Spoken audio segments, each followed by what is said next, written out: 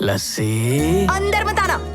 आइयो पहले बोलती, अब तो मैं आ गया। लड़ाई करके आ रहे हो ना? लड़ाई? नहीं नहीं लस्सी, वो लोग अपने मंदिर की जगह फैक्ट्री बनाने को आए थे। मैं बोला नहीं बनाने देंगे, तो वो बोले जमीन लिया बिना यहाँ से जाएंगे नहीं। तो मैं प्यार से बोला प्लीज जाओ, तो वो चले गए। प्यार में कितना ताकत है ये तो तू जानती है ना मेरी लस्सी। पैसा हजम। खेल खत्म। प्यारे पति, पता है मेरे खबरी चारों तरफ फैले हैं। कितने लोगों की कैसे धुलाई की, ऑल डिटेल्स आई नो। लस्सी, ये सीनियर सिटीजन लोगों को ज्यादा समझ में आ रहा है, इनका और कौन खींचना पड़ेगा। पता नहीं गांव के किस चुगलखोर ने इसकी बीवी के कान भरे हैं और बदनाम मैं हो रही हूँ। मैं अभी जाकर उस चुगलखोर के कान पकड़ती हूँ। इधर की उधर करना बंद कर, नहीं तो तेनू बोल के क्या फायदा, सब तोड़ी माँ की परवरिश का नतीजा है। तेनू उसने ही बिगाड़ा है। पापा दादी को बुरा बोल रही है। मैं तमिल में बोलूं क्या? और जो थोड़ा बाप है ना, एक नंबर का लफंगा है, उल्लूदा पट्टा। पापा अब तो मम्मी ने दादा को भी बुरा बोला। लस्सी, मेरे अप्पा को कुछ बोला तो तेरे पियो को बोलूंगा। खुद को कंट्रोल नहीं कर सकता, इतना बच्चा पैदा किया। मेरे पापा के बारे में ऐसा क्यों कह रहे हो? हाँ? मेरी लस्सी, ये फेंक, ये पकड़, राइट से लेफ्ट से। इतनी बोली शक्ल बनाओगे तो मैं तेनू डांटूंगी कैसे? मैं गुस्सा कर रही हूँ और तुम हंस रहे हो। तुम्हारा गुस्सा में जो प्यार छुपा है ना, वो बिल्कुल मसाला डोसा के ऊपर पंजाबी तड़का की छोरी हरकत ना कर। इतना नखरा करता तो पहला काय को फिदा हुई थी मेरे पे। ऐसी कोई बात नहीं है, तेरी पहलवानी अच्छी लगी थी। ऐसा क्या? अब मेरे को पूछ तेरे में क्या अच्छा लगा? बच्ची के सामने की गल कर रहे हो? सॉरी, मैं इशारों में बात करता है। मस्त मस्त मस्त। चुप कर। आइयो फिगर की बात कर रहा रे मैं। तू क्या सोची?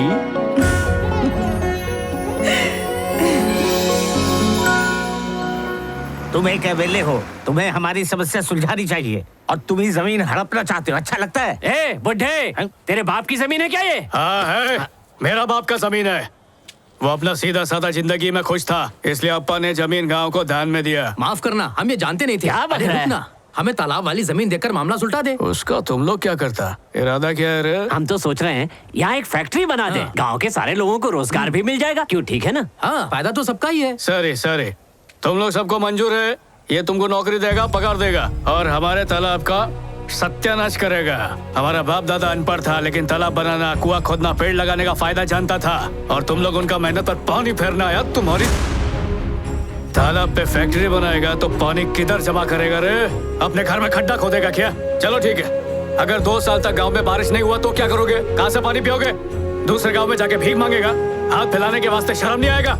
मेरा बात याद रखो, जो गांव में पानी नहीं होता उसका इज्जत नहीं होता। बकवास मत करो। ये यहाँ के एमएलए हैं, हम सबके नेता, जरा तमीज से बात करो। ये एमएलए, ये पपलू जानता है, एक बच्चे को पैदा होने में 9 महीने लगते हैं, डिग्री हासिल करने में 15 साल लगते हैं, आईएएस और कलेक्टर बनने में सालों लग जाते हैं, पर एक महान नेता बनने के लिए एक जन्म भी कम पड़ सकता है।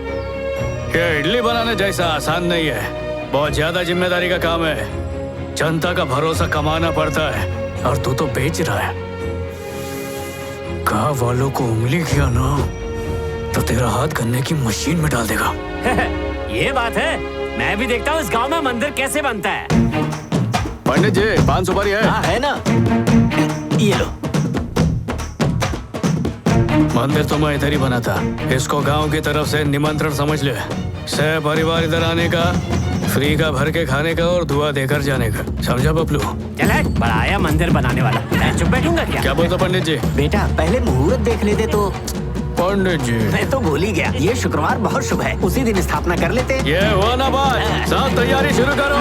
ऐसा धूमधाम से जश्न मनाएंगे कि अमृतसर तक आवाज गूंजेगी।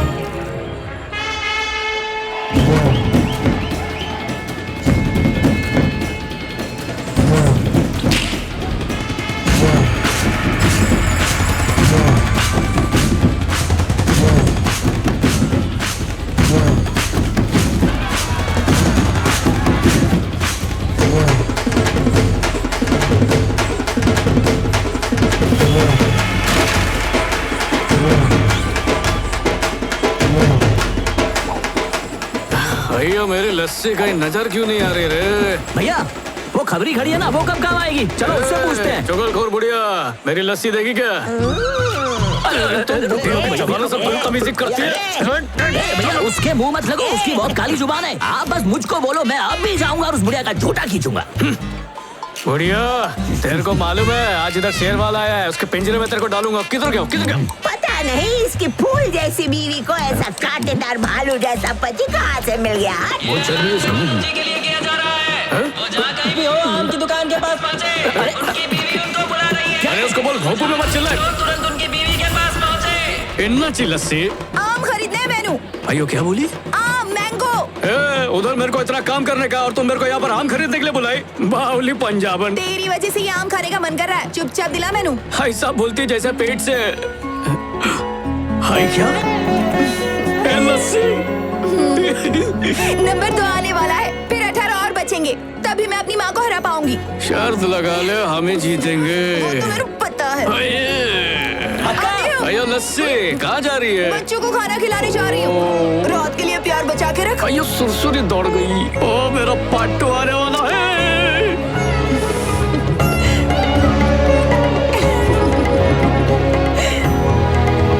जल्दी पूजा शुरू करने वाले हैं। पंडित जी चाहते हैं कि देवानंद जी जल्द से जल्द शिवलिंग के पास पहुंचे। मैं वहाँ देख कर आती हूँ। जल्दी आओ।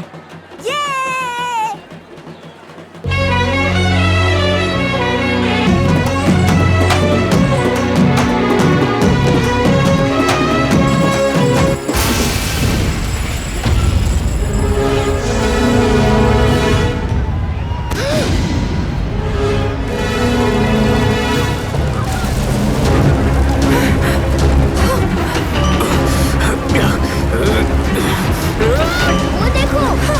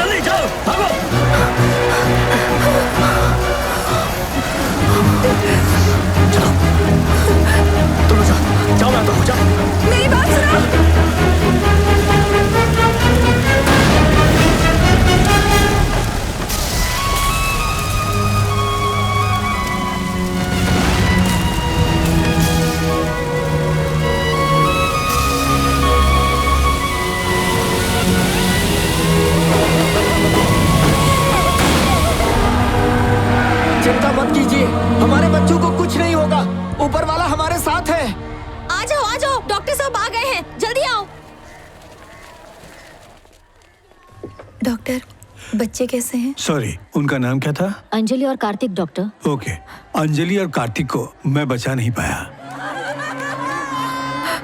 अगर आप उन्हें 10 मिनट पहले ले आते तो उनकी जान बच सकती थी। हमारा गांव यहाँ से 23 किलोमीटर दूर है। हम उन्हें 10 मिनट में कैसे ले आते डॉक्टर? इसमें मैं क्या करूं? हॉस्पिटल सिर्फ शहरों में है। गांव वालों की जिंदगी मायने नहीं रखती क्या? आपका सवाल जायज है, लेकिन मेरे पास इस सवाल का कोई जवाब नहीं। सॉरी।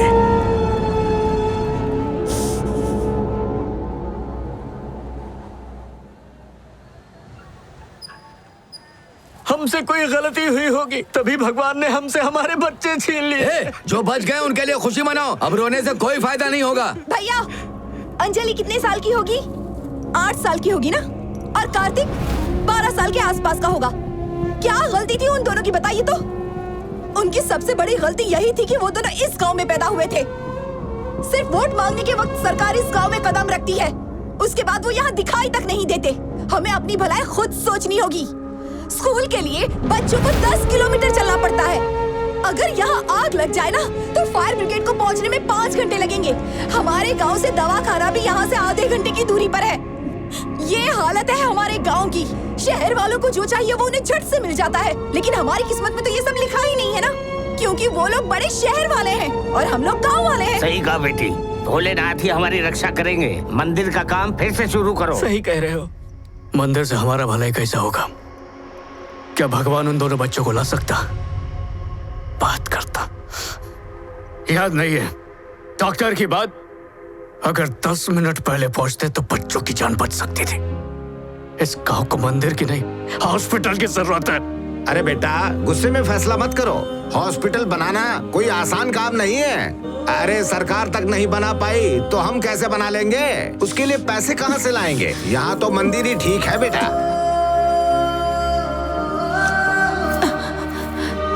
मुझे अपने जेवर बेचने पड़े तब भी परवाह नहीं, लेकिन इस गांव में हॉस्पिटल बनेगा।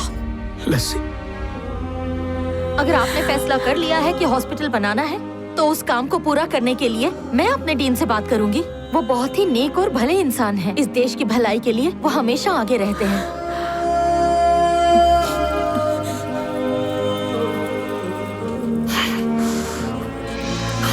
आज के बाद हमारे गांव के लोगों को वक्त पर इलाज मिलेगा। हॉस्पिटल यहीं बनेगा।